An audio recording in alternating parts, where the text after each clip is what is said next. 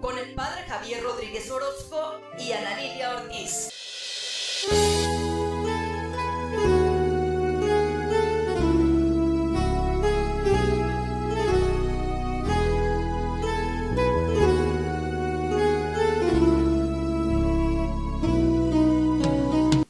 Hola, ¿qué tal amigos? Bienvenidos nuevamente a este su programa de Católicos Despiertos. Muchas gracias por seguirnos sintonizando en una semana más.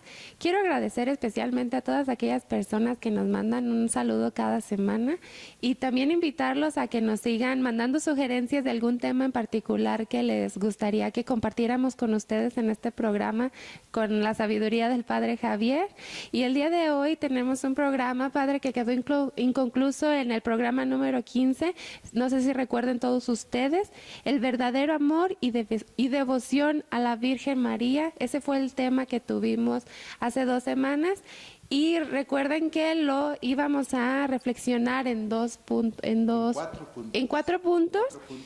Y nos faltaba empezar, entonces no se lo pierdan. Y les recuerdo nuevamente el título, el verdadero amor y devoción a la Virgen María.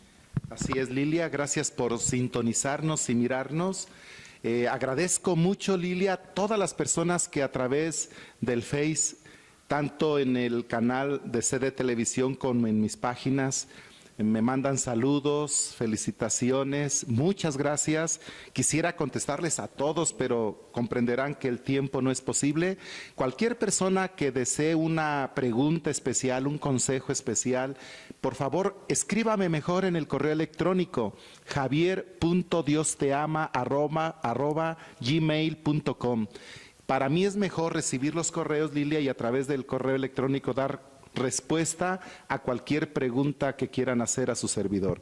Bien, Lilia, sobre este tema que nos acabas de introducir, es importante señalar la importancia, valga la redundancia, de estar dispuestos a cambiar de ideas, modificar ideas para lograr cambio en nuestras vidas. En realidad, nadie cambia, Lilia, si primero no cambia ideas. Los cambios en una persona se producen primero en las ideas, en la manera de pensar. Por eso las personas que no cambian actitudes, que no cambian modos de ser, es porque cierran su mente, Lilia, cierran sus ideas y no admiten nuevas ideas o mejores ideas, no las renuevan y no desechan las ideas que no sirven. Ya habíamos dicho en un programa la importancia de la manera de pensar. El tema de la Virgen María necesita en nosotros, en muchos, hacer ajustes en la manera en que hemos pensado y quizá en la manera en que hemos vivido. Ajustes donde pongamos en el centro con nuestra vida y nuestra manera de pensar a Jesucristo, la razón de ser de la Virgen María. Esa es la finalidad del verdadero culto y devoción a la Virgen María. Acordémonos cómo Platón, Lilia, nos decía: solo hay un bien, el conocimiento, y solo hay un mal, la ignorancia. En la medida en que vayamos adquiriendo conocimiento, podemos tener mejores ideas, y en la medida en que mejoremos nuestras ideas, podemos vivir mejor. Bien, Lilia, este tema lo vamos a continuar en 7 enseñanzas que la misma Iglesia nos da sobre el verdadero culto a la Virgen María. Y tú nos vas a mencionar cuáles son esas 7 enseñanzas. Muy bien, Padre, muchas gracias. Y el primer punto que vamos a mencionar, el culto a la Virgen se debe inspirar particularmente en la Biblia. Continuamos con el punto número 2. Debemos conocer la doctrina de la Iglesia sobre el papel de la Virgen María para evitar desviaciones y exageraciones, Padre. Así es, Lilia, casi siempre cuando hay exageraciones y desviaciones en la práctica de la fe, se debe a que no sabemos, no tenemos conocimiento de lo que creemos y de lo que debemos hacer. Por eso, para que el culto a la Virgen María sea como Dios quiere y como a la misma Virgen le agrada, Lilia, debe inspirarse en la enseñanza de la Iglesia. 3 documentos principalmente deberíamos de saber todos los católicos. El primero es el capítulo 8 de la Lumen Gentium, esa constitución del Concilio Vaticano II, Lumen Gentium, la Iglesia, luz de las gentes. en los números 52 al 69. Allí el Concilio Vaticano II nos ubica muy bien cómo debe ser nuestro culto a la Virgen y el papel de la Virgen María en la vida de los cristianos. Otro documento imprescindible, Lilia, es la exhortación Marialis Cultus, es decir, el culto a la Virgen María del Papa Pablo VI del 2 de febrero de 1974. Y finalmente, aunque hay más documentos, pero para saberlos, los documentos de los obispos de América Latina, Lilia, el documento de Puebla, que fue la conferencia aquí en Puebla, la primera, en los números 282 al 303, y el último documento de los obispos de América Latina, el documento de Aparecida del 2007, en los números 266 a 272. Mientras mejor conozcamos lo que la Iglesia enseña sobre el papel de la Virgen María en la vida del cristiano y el culto que debemos darle, mejor vamos a practicar nuestra devoción en la Virgen María. Datos muy interesantes, Padre. Y el punto número 3, uno solo es nuestro mediador y salvador, Cristo Jesús. ¿Qué nos puede decir? Exactamente. El único mediador que tenemos entre Dios y los hombres es Cristo Jesús. 1 Timoteo capítulo 2, versos 5 y 6, Hechos de los Apóstoles capítulo 4, verso 12. La misma doctrina de la Iglesia nos enseña que la mediación de la Virgen María es para unirnos a los fieles, a los católicos, en una mayor intimidad, conocimiento y seguimiento de Cristo. Podemos verlo en la encíclica del Papa San Juan Pablo II, la Madre del Redentor, número 38, en la Lumen Gentium, que ya mencioné, en el número 60, y en la exhortación del Papa Pablo VI, Marialis Cultus, en los números 56 y 57, Lilia. Uno solo es nuestro mediador y salvador, Cristo Jesús, y la Virgen María tiene que ser un ejemplo, una motivación para que nosotros vivamos así la relación con Cristo como ella la vivió. Y el punto número 4, el culto litúrgico a la Virgen es de naturaleza superior a las demás manifestaciones de devoción que deben conducir a él. Esto es muy importante, Lilia, porque tú habrás visto, no sé si lo has visto, hay personas que cuando estamos en misa, por ejemplo, llegan a visitar una imagen de la Virgen o de un santo.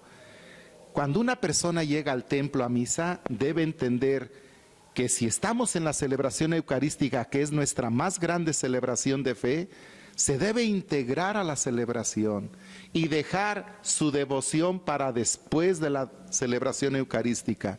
Igual dígase cuando entran de rodillas, Lilia, al templo, en una misa, deben esperar porque nada debe perturbar la celebración más grande que es la Eucaristía, lo que nos enseña la doctrina de la Iglesia en la Constitución del Concilio sobre la Sagrada Liturgia, Sacrosanctum Concilium, en el número 13, el mismo Papa Pablo VI lo repite en su exhortación, el culto a la Virgen María, número 29 a 39.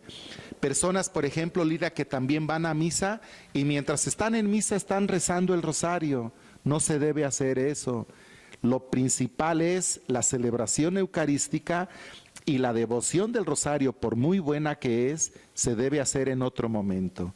La Iglesia nos dice, pues, el culto litúrgico que se da a la Virgen debe valorarse más que todas las muestras de religiosidad y devoción a la Virgen, como eso de visitar imágenes, rezar el rosario.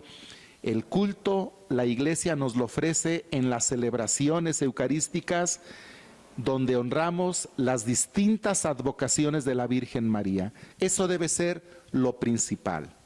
Continuamos con la quinta enseñanza. Ni la Virgen ni los santos pueden hacer milagros ni concedernos algo por sí mismo. María y los santos interceden ante Dios por nosotros para obtener lo que pedimos y conviene a nuestra salvación, porque a veces pedimos muchas cosas que no siempre son buenas. Así es, Lilia. Y como dices, el papel de la Virgen María y de los santos en el cielo es alabar y bendecir a Dios, como vamos a estar nosotros un día con Dios todos, pero también el papel que tienen siempre es interceder por nosotros. Como bien dices, la Virgen María y los santos no tienen poder por sí mismos. Ellos no pueden hacer milagros, pero sí interceden y lo están haciendo para que Dios nos conceda lo que nosotros necesitamos para nuestra salvación. Esto, Lilia, lo vemos claramente en las bodas de Caná. ¿Te recuerdas cómo Jesús es invitado? La Virgen María está con él, siempre acompañándole cerca de Jesús. Y nos cuenta San Juan en el capítulo 2, verso 1 al 12, que cuando falta el vino, la primera que se entera de esa necesidad es la Virgen María. Pero la Virgen María no convirtió el agua en vino. Ella no hizo el milagro. Sencillamente, Lilia, porque no podía hacerlo. No tiene poder en sí misma. Pero sí tiene a quién acudir, a su Hijo Jesús, y le pide que les conceda el milagro de tener vino. Hagan lo que Él les diga. Qué hermosa enseñanza de la Virgen María.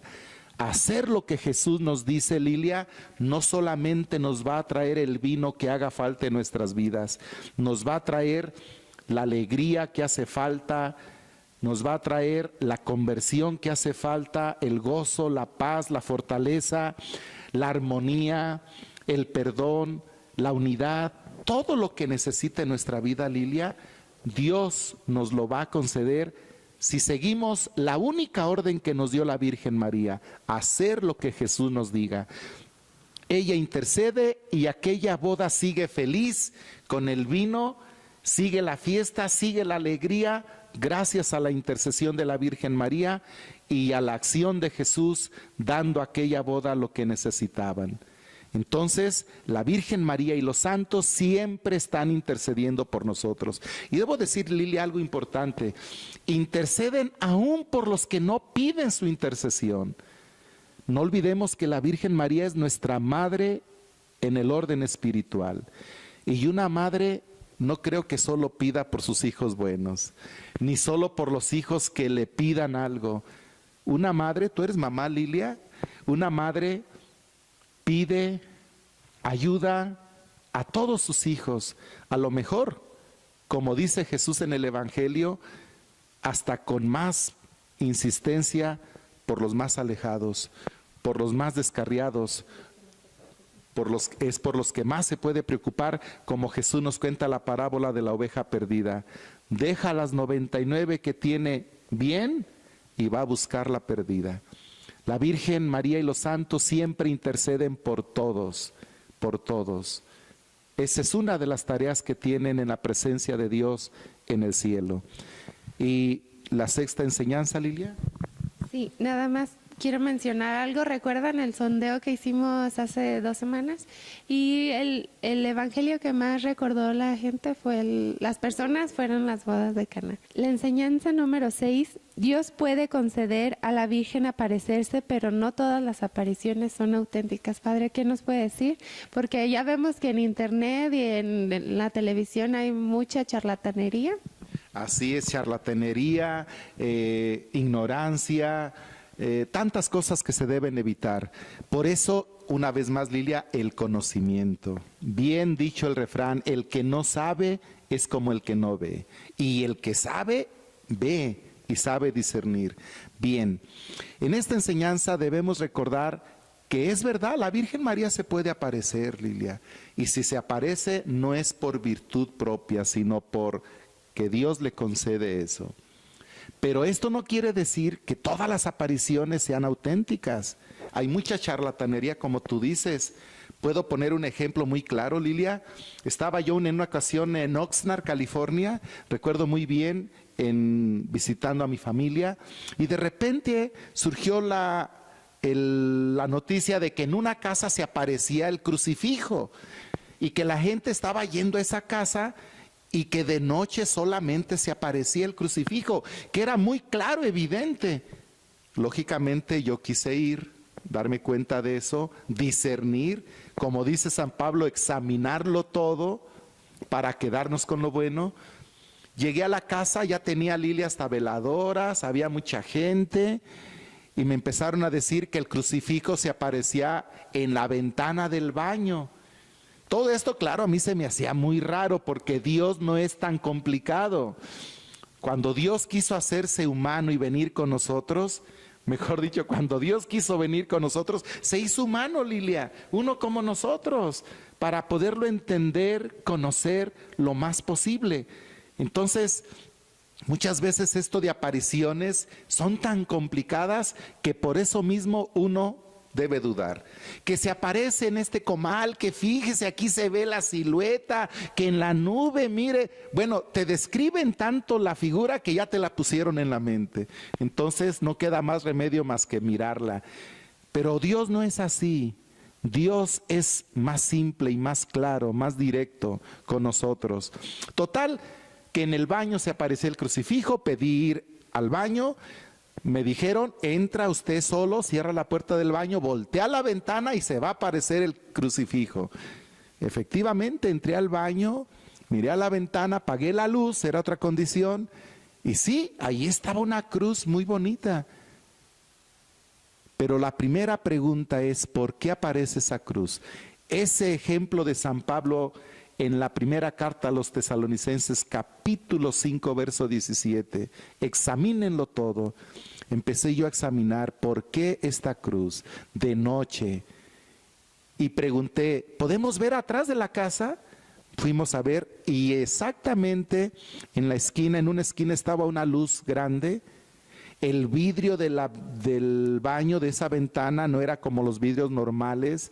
No sé qué clase de vidrio sería, pero era grueso, como que por dentro estaba con varias capas. Entonces probé. Pongamos una cobija por fuera de la casa, tapar la luz de la lámpara, porque si esto es de Dios, una cobija no lo va a impedir.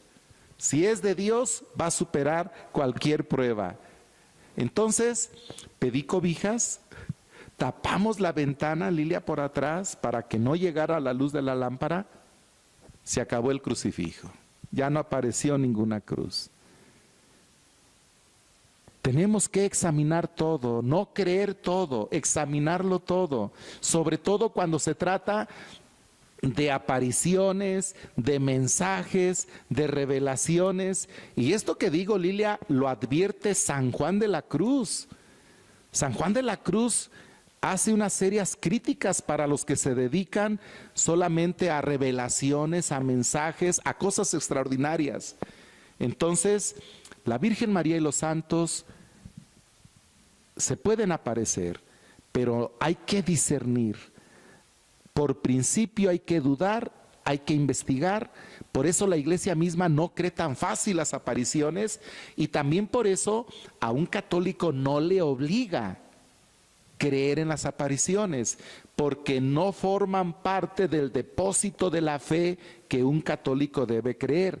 La doctrina de la iglesia dice, el que quiera creer en apariciones lo puede hacer, pero que esa creencia les sirva para vivir mejor su fe, les sirva para vivir más la voluntad de Dios. Entonces, por eso, sí puede Dios conceder a la Virgen aparecerse, pero hay que discernir y no creer en todas las apariciones. Y además, cuando la Virgen da mensajes, Lilia, en las apariciones, debemos tener en cuenta que cualquier mensaje que venga de la Virgen debe estar en sintonía con la palabra de Dios. San Juan de la Cruz dice, lo que Dios nos ha querido revelar para nuestra salvación, ya nos lo reveló, nos lo enseñó en su Hijo Jesucristo. Entonces, todo mensaje que supuestamente venga de alguna aparición de la Virgen debe estar en sintonía con la palabra de Dios. Cuando yo estuve en San Julián, Jalisco, debo mencionar este ejemplo, se acordarán algunos de San Julián que nos ven, hubo un retiro en San Miguel el Alto donde vino un sacerdote que le da mucho por esto de los mensajes y revelaciones.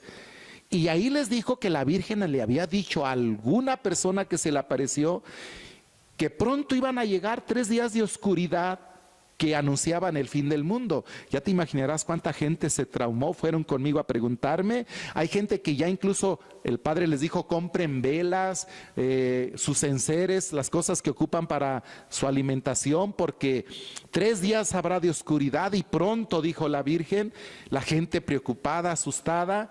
Yo les dije, no lo crean, eso es mentira, no tiene fundamento en la palabra de Dios. Jesús dijo, en cuanto al día del final, solo el Padre lo sabe. Entonces, esto era una mentira clara desde la palabra de Dios. Yo le dije a la gente, no lo crean, eso es mentira. El Padre abusó de su ignorancia, no debió decir eso, no tiene ningún fundamento bíblico. Y la gente asustada, Lilia, pero porque todo cree y nos falta mucho conocimiento de la palabra. Cualquier mensaje de la Virgen debe estar en sintonía con la palabra de Dios.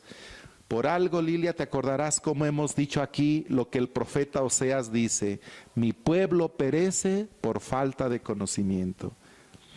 Entonces, tengamos en cuenta esto cuando nos hablen de alguna aparición de la Virgen María y de los mensajes. Todo mensaje en sintonía con la palabra de Dios. Y no hay que creer toda aparición, hay que examinar, hay que discernir. Incluso la misma aparición de la Virgen en Medjugorje, Lilia, el Vaticano ha mandado una comisión para investigar, y la comisión que envió el Vaticano ha dicho, no se puede decir que aquí hay algo extraordinario. Aún esa que es tan conocida. Entonces, la Iglesia tiene mucha cautela en aceptar apariciones. Nosotros no tenemos que ser ingenuos, Lilia, creer todo. Muy fácilmente creemos todo y nos dejamos llevar por todo, y al rato vienen los engaños, los abusos, como ha pasado ya incluso aquí en nuestro pueblo. Recuerdo, en paz descanse, el padre Moisés Lárraga, que venía aquí y que él decía que sus aceititos curaban, el paño curaba. ¿Se acordarán personas que fueron a esos retiros aquí en Degollado en tiempos del cura Miguel Franco? Y yo tuve que hacer un análisis, Lilia, de eso que hacía el padre Moisés, en paz descanse, pero que era un verdadero abuso en la ignorancia de la gente. La gente todo lo creía, ya te imaginarás, todo el mundo llevando aceitito, pañitos, y que costaban caritos, y todo farsa, una mentira. La misma gente después se dio cuenta de eso. Tuve que hacer yo un discernimiento de todo ese proceder, porque me parecía que era abusar de la ingenuidad y de la ignorancia de la gente, y también un medio para sacar muy buen billete. Y fue como el obispo pidió que no volviera a venir a retiros el padre Moisés Lárraga, que descanse ya en la presencia de Dios. Pero examinarlo todo, quedarnos con lo bueno, no lo olvidemos.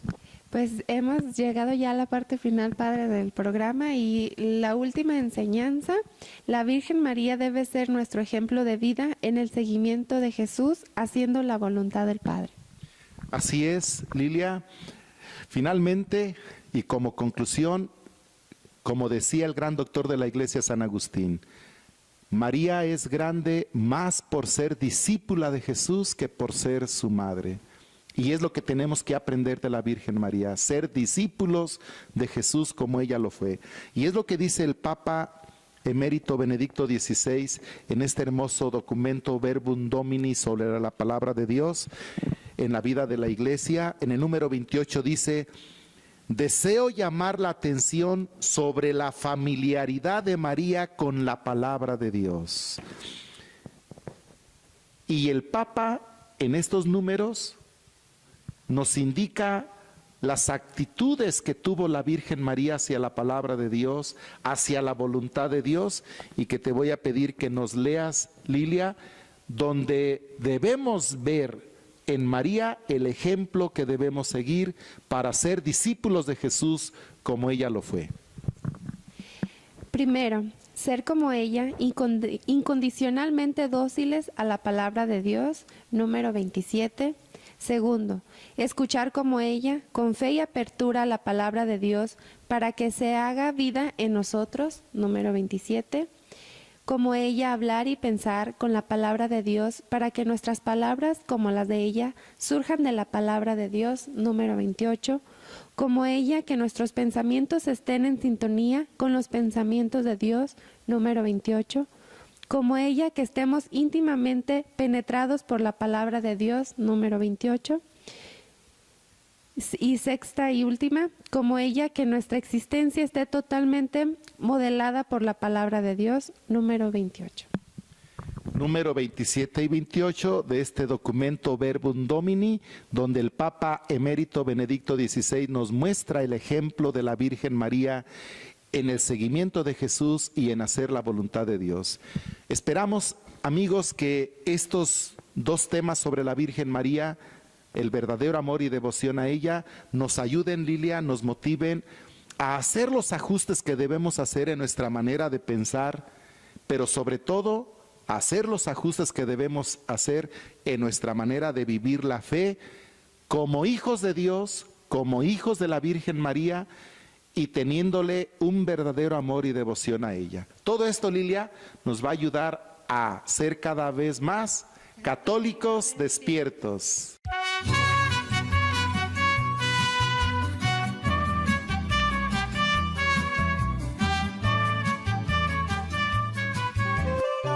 Con el padre Javier Rodríguez Orozco y Ana Lilia Ortiz.